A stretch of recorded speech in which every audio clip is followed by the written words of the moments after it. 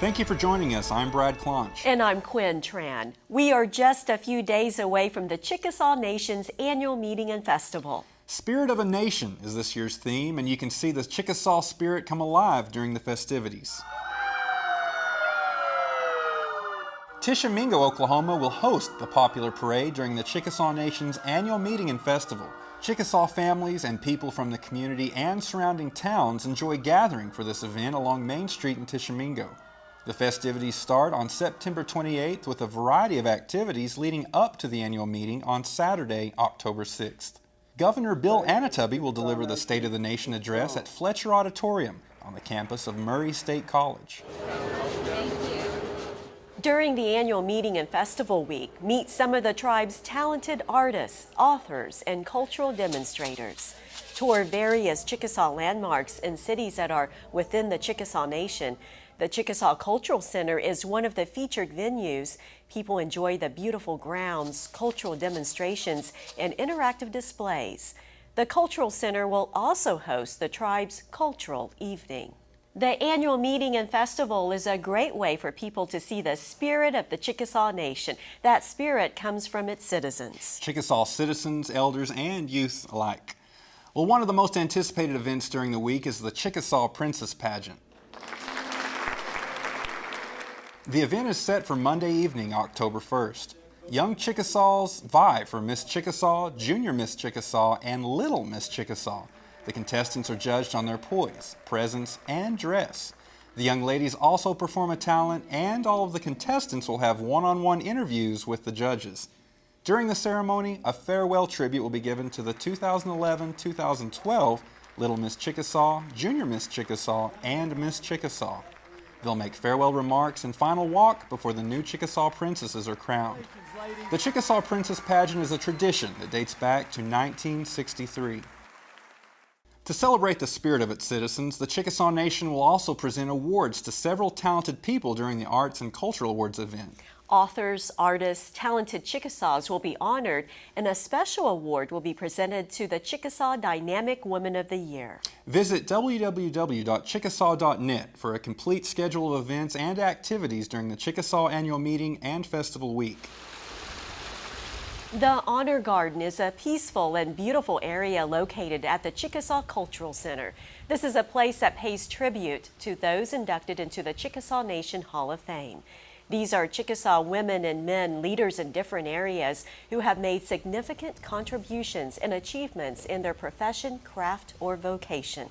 Nominations are now being accepted for the 2013 class of the Chickasaw Nation Hall of Fame.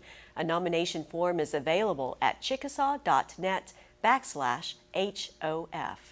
The deadline for nominations is November 9th. The strap here is when you're throwing it, it comes off. The Chickasaw Cultural Center hosted a Labor Day weekend celebration featuring a variety of activities and cultural demonstrations. There's plenty to see and do at the Cultural Center. The traditional village is a favorite here. On this day, a special Then and Now exhibit of rattles was on display. Visitors say they took advantage of the 3-day weekend to travel to Sulphur and explore the Cultural Center to learn about Chickasaw history and heritage. One important aspect of the Chickasaw culture is its language. The Chickasaw Nation offers programs, camps, and workshops to teach the language. This was a recent workshop held at the Chickasaw Cultural Center. The instructors were Chickasaw Elder Catherine Wilmond and UCLA linguistics professor Pam Monroe. They shared an overview of Chickasaw words, sounds and spellings, grammatical features, and other interesting details of the language. Catherine Wilmond is one of the few Chickasaw fluent speakers. Well, I guess it's important to us because it's our language. It's what we're born with it, and we talk when we raised up. So a lot of us kids lost the language. It is true that this language is losing speakers, and so it's wonderful to have a way to introduce people to the language and maybe get them interested in studying a little bit more, and even if they don't do that, it's great for them to know something about it. Catherine Wilmond and Pam Monroe are co-authors of the book Let's Speak Chickasaw. This language workshop was free to the public. So you understand the passion. Right. Rebecca Hatcher-Travis was also a featured Chickasaw at the Cultural Center recently for a book signing. She's the author of a book titled Picked Apart the Bones. It's a collection of poems reflecting her Chickasaw roots. And this refers to doing the genealogy on my families. I picked apart their bones to learn their histories and their stories. And many of their stories are put in poetry form, very short poems, very easy to read, clear poems. The Chickasaw poet says the stories capture the Chickasaw spirit through her relatives, their hardships, celebrations, and strong sense of family. Chickasaws are keeping their culture alive through their writings, through books. They're also preserving their heritage through storytelling. Can you imagine a little girl walking around? Lori Robbins is a Chickasaw storyteller. She's collaborating with East Central University's Stephen Phillips to bring Chickasaw tales to the public.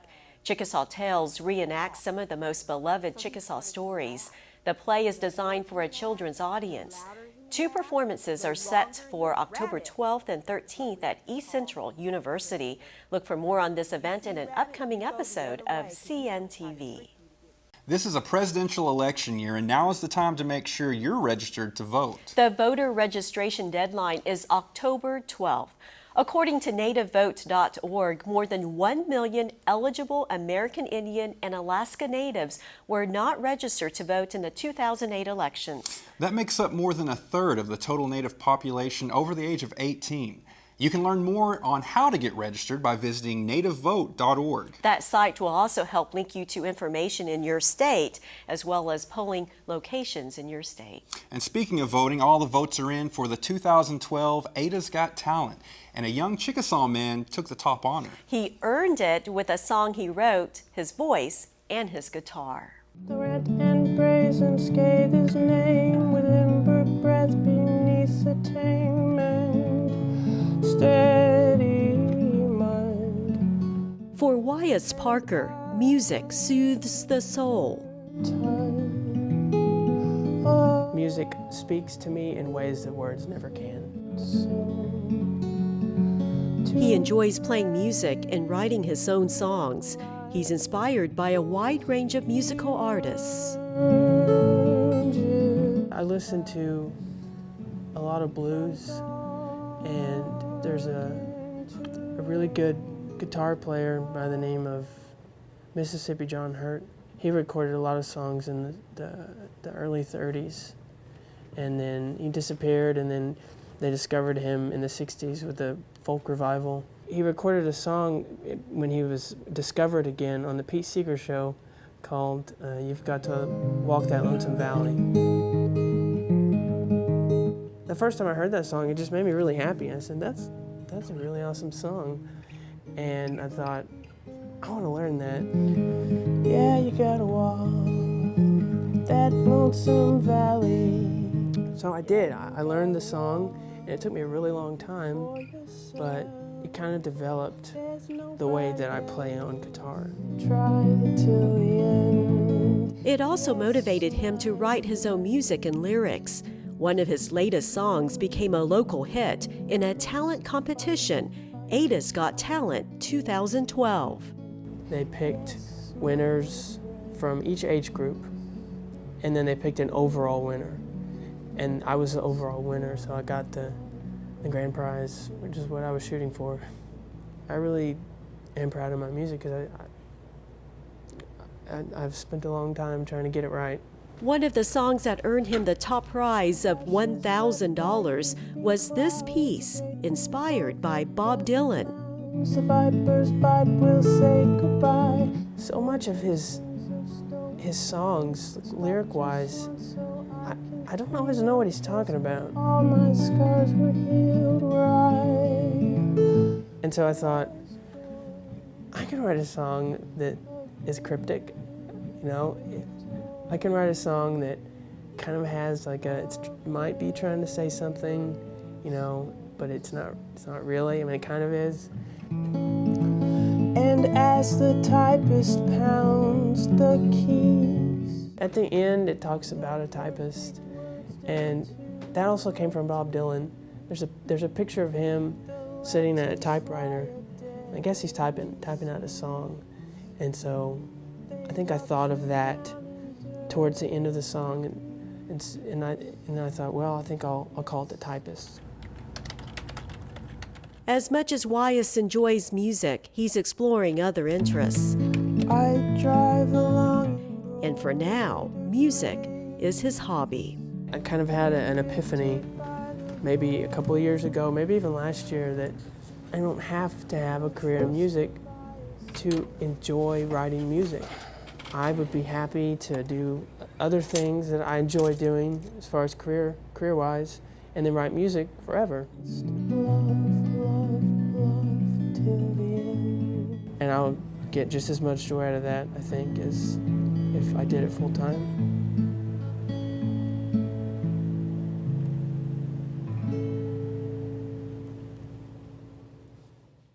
Congratulations to him. Wyas is now in graduate school at Abilene Christian University in Texas. He enjoys writing music, but says he hopes to pursue a career in counseling. And we want to wish the best to Wyas. And by the way, the Ada's Got Talent event not only showcased local talent, it also served as a benefit to raise dollars for Ada homeless services. Well, we thank you so much for joining us for this episode of CNTV. We'll see you next time.